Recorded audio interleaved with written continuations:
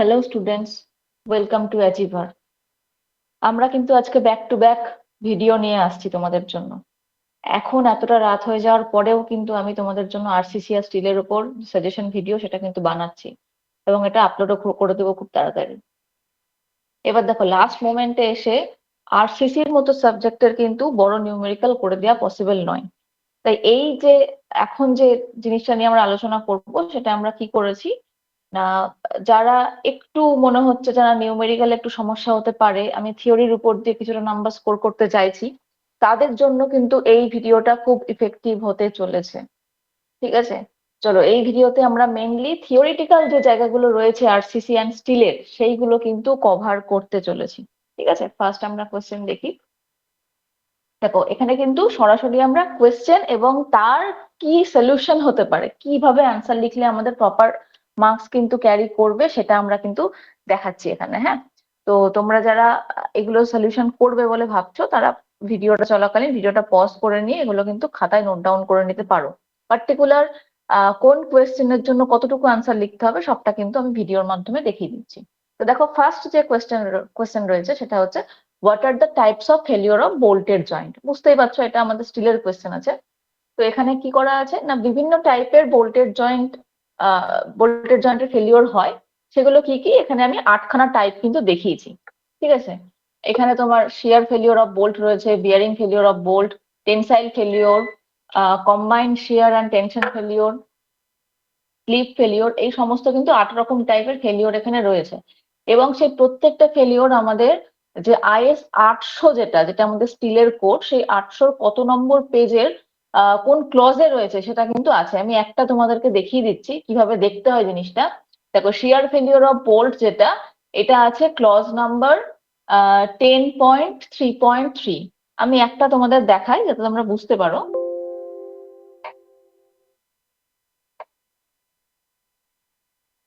দেখো, এটা হচ্ছে আমাদের আইএস 800। ওকে, এটা হচ্ছে আইএস 800। আমি ধরে নিচ্ছি তোমরা এই ভিডিওটা এখন দেখছো, মানে তোমাদের সামনে আইএস 800 এবং আইএস 456 কিন্তু খোলা রয়েছে। তাহলে তোমরা যেটা করবে, আইএস 800টা খোলো, সেখানে চলে যাও তোমরা 75 নম্বর পেজে, page number 75, page number 75।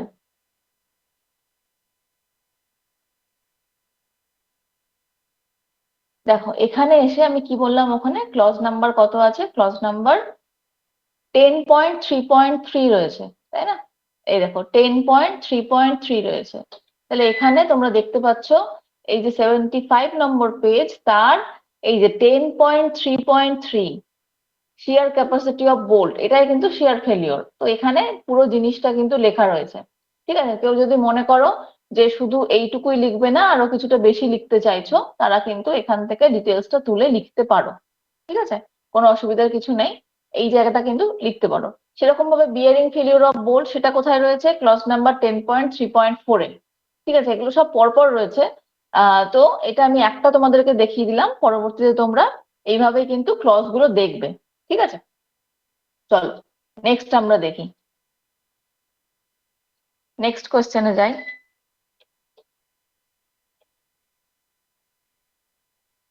Define shape factor. ঠিক আছে, ডিফাইন শেপ ফ্যাক্টর। দেখো, শেপ ফ্যাক্টরের এখানে আমি একটা ডেফিনেশন কিন্তু লিখিয়েছি। কি আছে, the ratio of the plastic moment capacity to the yield moment capacity of a section, or equivalently the ratio of plastic section modulus to elastic section modulus। তাহলে S equal to কি, ZP by ZE। ZP কোনটা, ZP হচ্ছে আমাদের plastic section modulus, আর ZE এটা হচ্ছে elastic section modulus. ঠিক আছে, এটুকু লিখলেই কিন্তু এটা নাম্বারটা পাওয়া যাবে। চলো নেক্সট কোয়েশ্চেন দেখি। Advantage and disadvantage of bolted connection, এটাও কিন্তু আমাদের স্টিলেরই কোয়েশ্চেন।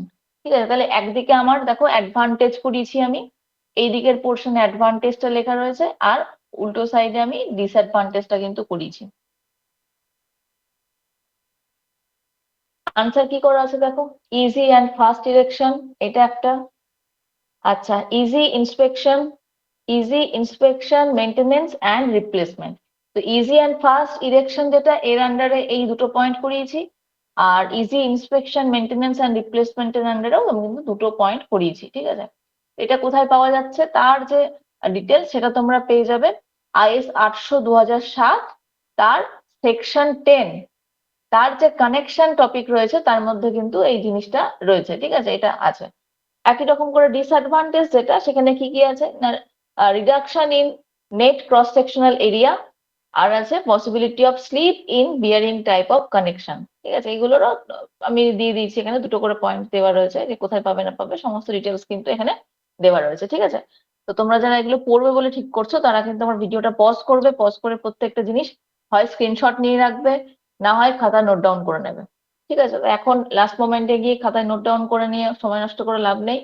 এটা বেটার হবে যে স্ক্রিনশট তুলে নাও, এটা পড়ে নেবে এখানে পরবর্তীতে এখান থেকে, ঠিক আছে। চলো নেক্সট কোশ্চেন দেখি। Stability of steel as reinforcement in RCC.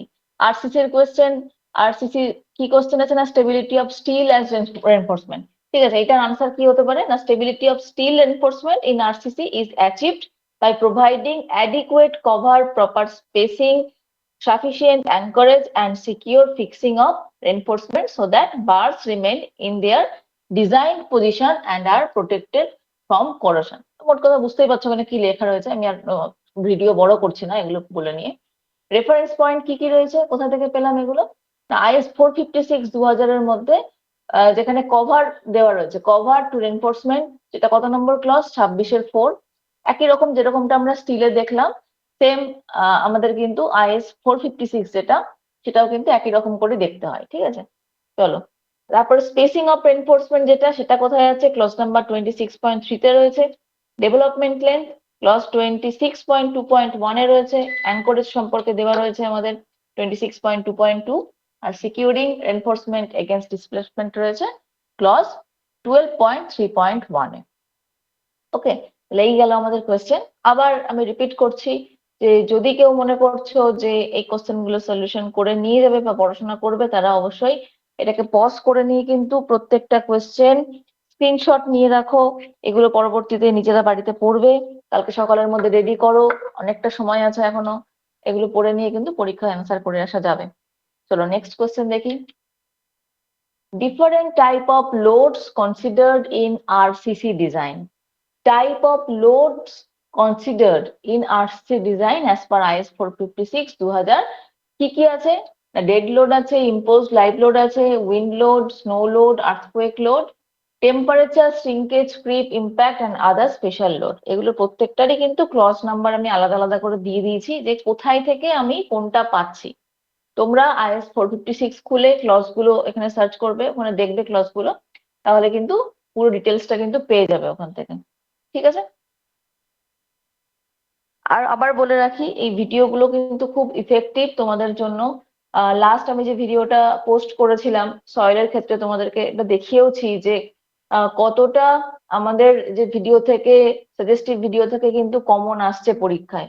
তো আমরা এটা বলছি যে আমরা আরসিসির যেটা তোমাদের অবজেক্টিভ বা যেটা করিয়েছি ভিডিওতে, সেটাও তোমরা ভালো করে দেখে যাও। আমরা অবজেক্টিভের ভিডিও অলরেডি পোস্ট করে দিয়েছি। আর এই এখন যে থিওরিটিক্যাল যে কোয়েশ্চেন আসতে চলেছে বা থিওরিক্যাল কোয়েশ্চেন যেটা যেটা আসার সম্ভাবনা রয়েছে, পার্টিকুলার কোয়েশ্চেন ধরে ধরে কিন্তু সলিউশন করে দেওয়া হচ্ছে। এগুলো যারা ভালো করে পড়বে তারা কিন্তু এখান থেকে কমন পেয়ে যাবে কোয়েশ্চেন। যারা মনে করছো নিউমেরিক্যালটা একটু মনে হচ্ছে কোথাও গিয়ে একটু দুর্বলতা এখনো রয়ে গেছে, তারা কিন্তু এই থিওরিটিক্যাল জায়গাগুলো ভালো করে দেখে যাও, এখান থেকে কোয়েশ্চেন কিন্তু আসতে চলেছে। চলো নেক্সট দেখি, ভ্যারিয়াস লিমিট স্টেটস মেথড। ঠিক আছে, এখানে কি আছে, দুই রকমের হয়, একটা হচ্ছে লিমিট স্টেট অফ কোলাপস আর একটা হচ্ছে লিমিট স্টেট অফ সার্ভিসিবিলিটি। এটা কিন্তু খুব ইম্পর্টেন্ট একটা কোয়েশ্চেন, হ্যাঁ। তো লিমিট স্টেট অফ কোলাপসের মধ্যে কি আছে, ফ্লেক্সার আছে, কম্প্রেশন আছে, শিয়ার আছে, টরশন আছে। আর লিমিট স্টেট অফ সার্ভিসিবিলিটির মধ্যে আছে ডিফ্লেকশন, ক্র্যাকিং, ভাইব্রেশন। ওকে, তো আমাদের ভিডিও যদি তোমাদের ভালো লাগে তাহলে অবশ্যই চ্যানেলটা সাবস্ক্রাইব করো আর বেল আইকনটা প্রেস করে রাখো, লাইক করো, কমেন্ট করো, আর বন্ধুদের সাথে সবাই একসাথে শেয়ার করো।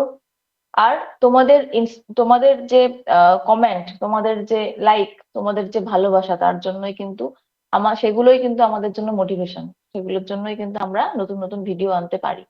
তো আরো বেশি করে শেয়ার করো, আর প্রচুর প্রচুর সাবস্ক্রাইবার কিন্তু আমাদেরকে গিফট করো তোমরা। ঠিক আছে, চলো, থ্যাংক ইউ।